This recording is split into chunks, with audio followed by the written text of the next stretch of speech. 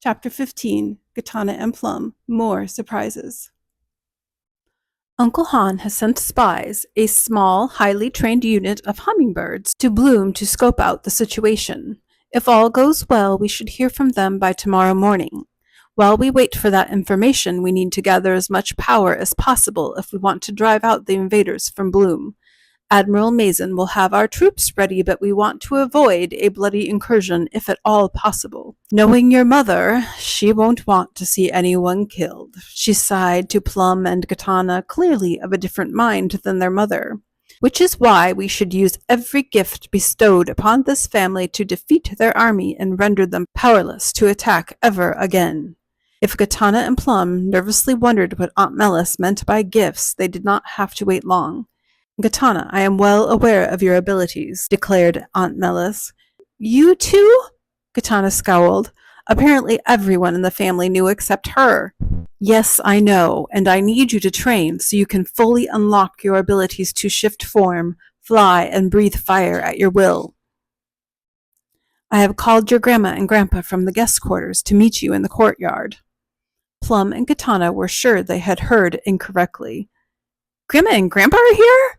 They were supposed to be in Nikto. Yes, they just arrived from Nikto yesterday and have been resting from their trip. But I've sent word about the situation in Bloom and your arrival, so they will meet you shortly.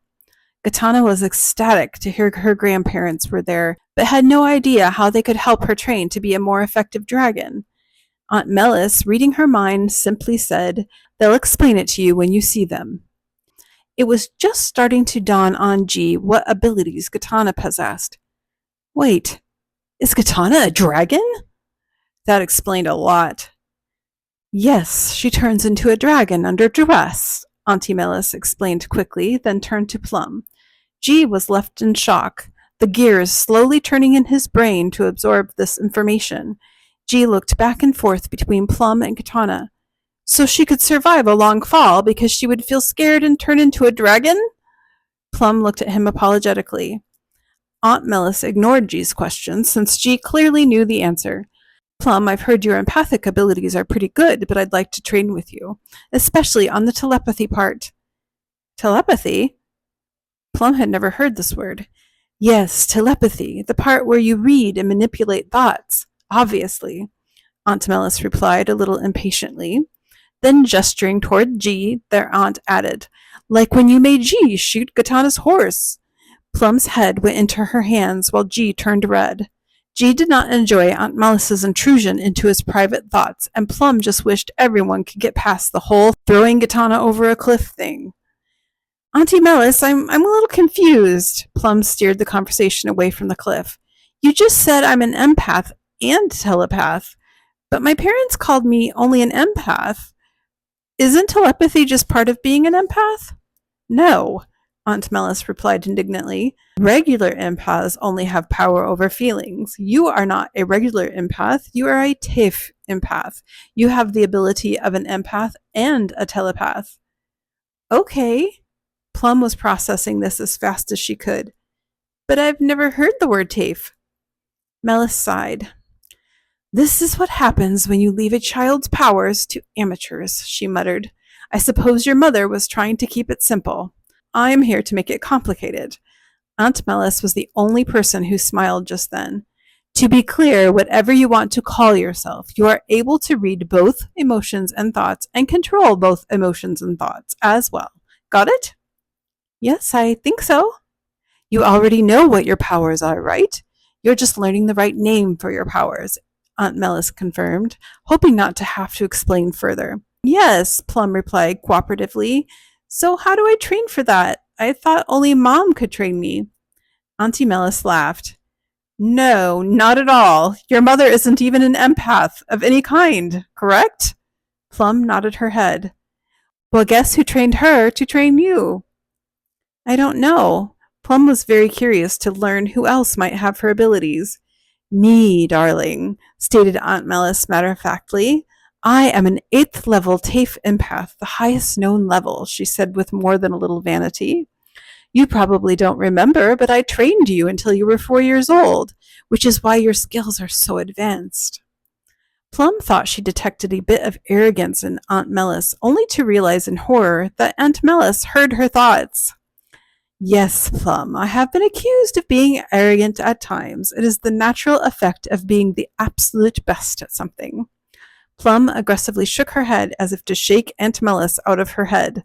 She did not like being on the receiving end of empathic manipulation, or TAFE empathic manipulation. Good resistance, Plum, and yes, I hear you. I am a little arrogant when it comes to my empath abilities, but only my empath abilities. That makes sense, Plum agreed, while still pretty sure Auntie Melis was not just arrogant about her empath abilities. She had caught Auntie Melis intensely looking at her reflection more than a few times in just the short time they had been at the palace. No one needs your opinion, Plum, her aunt laughed. Yes, Auntie. Plum would really need to try to control her thoughts around her aunt. By the way, can I be a TAFE empath if I train enough? You already are a TAFE empath, her aunt responded. You just need to work on expanding your skills. We'll start after dinner. Plum had just wanted to go to sleep after dinner, but now felt excited to learn new skills. Excuse me, G, who had remained silent through all of lunch, piped up.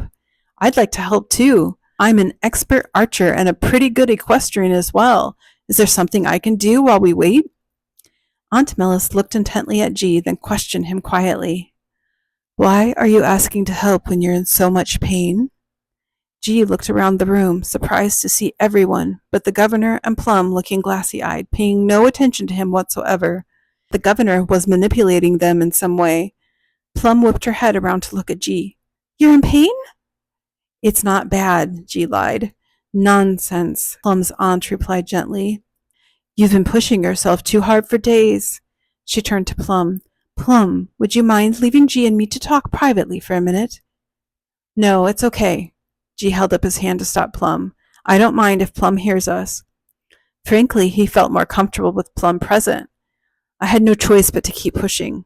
G avoided eye contact with Plum and her aunt. He disliked pity more than anything in the world. I understand you needed to get here quickly, but now that you're here, it's time for you to rest. Aunt Melis continued before he could interrupt. And no one pities you. We need you. If you don't rest, you won't be any help to us. You need to rest to get your strength back. G looked down. Why are you embarrassed, child? Because you can't keep up this superhuman act forever? Even Plum, who has perfectly able legs, spent a few hours on the back of a cart. Plum was not used to an adult being kind, but at the same time so brutally honest. Aunt Melis addressed Plum. There's no time to sugarcoat things, dear. Plum now understood why G hated her getting into his head on the hilltop. All right, I guess I'll go rest in my room. G got up to leave the room, but Plum stopped him. Just a second, Auntie Melis. Can I talk to G for a minute before we train? She half expected her aunt to tell her there was no time and drag her back by the scruff of her neck. Certainly, but just a minute. Plum pulled G out of the dining room and out of her aunt's earshot, hoping Aunt Melis would be kind enough to stay out of their heads for a minute. G looked like he was just holding it together. His face was twisted in pain. How could she not have noticed? Hey, I'm sorry. Plum put her hand on his arm. I've been so distracted by our mission to get here, I didn't see how much you've been struggling. It's fine, Plum. It just started to hurt today. She could see he was lying, that he had been trying as hard as he could to hide his pain from her for days. Whenever it started, I wish you had told me. I know we had to get here fast and you didn't want to slow us down, but now you must rest. Even if you don't care about yourself, we're going to need you. G looked down at his feet. What is it, G? She squeezed his arm affectionately. It's just frustrating and a little embarrassing. No one really understands. My legs, my whole body sometimes get tired so quickly. I try not to push myself too hard because I can end up bedridden for days, sometimes weeks. But these were special circumstances. Plus, I didn't want to let you down or for you to think I'm lazy. Gee, I'm so grateful to you for helping us get here, but I didn't need you to be perfect. I wish you'd at least asked to ride in the cart for a while. How could I let the Sparks carry the cart by themselves when I'm almost a man and so much bigger than them? Plum sighed. She could see this was something that was tremendously frustrating for him. I get that a lot of men feel like they must be tough all the time, but you are hardly a man at 10 years old, and you have a disability. You have to take care of yourself and ask for help if you need it. I'm not helpless, Plum, and I don't need a lecture from someone who doesn't understand what it's like to be me, empath or not. He immediately regretted his words. There was no need to be harsh with Plum. You're right, G. I'm sorry. I don't understand what it's like to be in your body. Maybe as we get to know each other better, I'll understand better. But I already know you are the very opposite of helpless. You've been nothing but helpful. So please rest now. Unless you don't want to. Resigned, G left to go to his room. Plum grabbed his arm to stop him. One more thing, Plum added quickly. G turned to face her again. Thank you so much for everything. No one could have been a better traveling companion. She hugged him. No, I'd better get back to Aunt Melis. She turned away as G held his legs with his hands as he limped slowly in the opposite direction. Plum had just rejoined her aunt in the dining room when a voice boomed from the hall. Mom!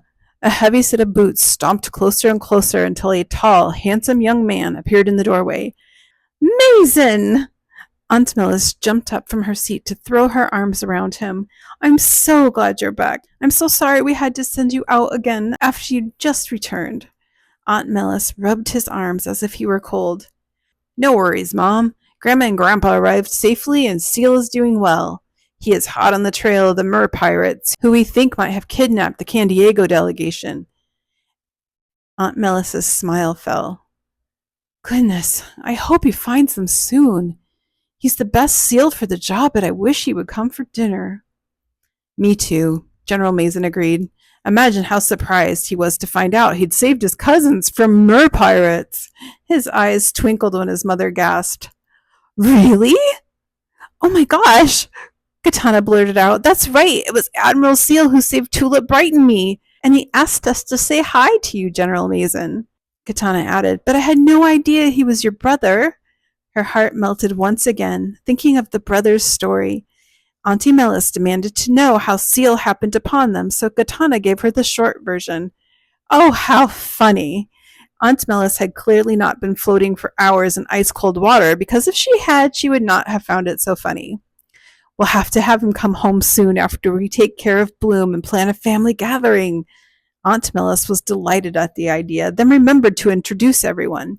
Gitana, Plum, this is your cousin Mason. Mason, these are your cousins, Plum and Gitana. General Mason did not look surprised. Plum sensed he had known about their existence all along. One day she planned to find out why there was so much secrecy on the Bloom side of the family. Great to meet you girls, he said, leaning down to meet them at eye level. His green eyes twinkled and dimples deepened when he smiled. He seemed awfully wholesome and too sweet for someone leading a country's military operations. Aunt Melis snorted at their identical assessment of her son. Were you expecting someone a little grittier, girls? Plum silently wondered if there was a way to keep Aunt Melis out of their heads. Aunt Melis declared out loud, No, there isn't. Maybe someday if you become a higher TAFE empath than me. This time it was General/Cousin Mason who brought them back to the issue at hand. Anyway, Mom, he teased her for getting off track. Seal said he heard word that a couple of adult humans were spotted with a group of mermaids. He's not sure if they were guests or hostages, but I do know they have light peach skin and white and purple hair common to the people in San Diego. Gitana's heart sank for Tulip and Bright. Admiral Seal has already sent 3 of his best lieutenants to assess the situation. They are prepared to negotiate for their release if you approve it, but it may be expensive. Aunt Melis took all of this in as Gitana looked at her with pleading eyes. Auntie Melis agreed. Yes, let them negotiate if necessary, but have them get my approval if they demand more than 5 million sharkles. Yes, Governor, Mason teased with a salute. He then pulled out 5 chocolate bars and handed them to the girls. Here, keep these for later and make sure to give one to each of your friends, he winked. Okay, Mason. Uncle Han put his arm on Mason's shoulders. The girls need to train and we need to strategize and wait for word from Bloom. So come on and sit down to eat. Okay, Dad, Mason said amiably. See you later, little cousins. Yes, back to work. Aunt Melis sighed. Girls, let's leave these two to work. She took them into the hall and called for Miss Barry, who appeared out of nowhere. Miss Barry, would you please take Gitana to her grandparents? Yes, ma'am.